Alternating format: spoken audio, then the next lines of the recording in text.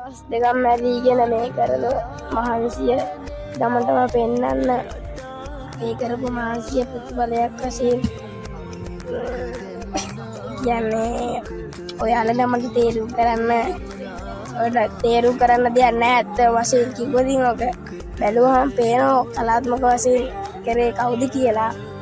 කරේ අපේ ඇත්තටම කරේ අපේ සිදු අයියට මේ පින් දෙන්න ඕන. ඒ මනුස්සයා තනියම ඇවිල්ලා කරා අපි සහභාගී වුණා. ඇත්ත වශයෙන්ම කිව්වොත් අපේ මේ මණ්ඩපේ කටයුතු අවසන් කරලා අපේ ලස්සන නිමාවක් දකින්න ඕන වෙලා තිබ්බා. ඒක නිසා සෙනග පිළිලා බණ අහලා අපේ මේ වැඩ කටයුතු නිමා කරගන්න ඕන. ඒක නිසා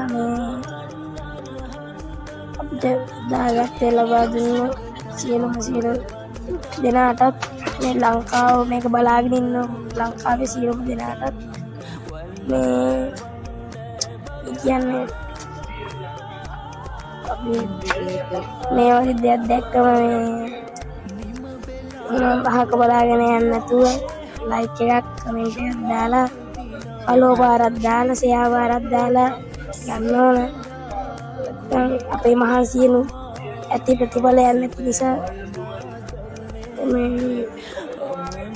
මේ වගේ වැඩ සාර්ථක වෙන්නේ නැහැ.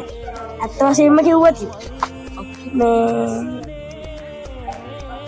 ඇත්තටම දවස් 3 තුනක් නිදිමරාගෙන මේ කරපු වැඩෙන් ඇත්තටම ප්‍රතිඵලයක් නැහැ මේ වගේ වැඩක්.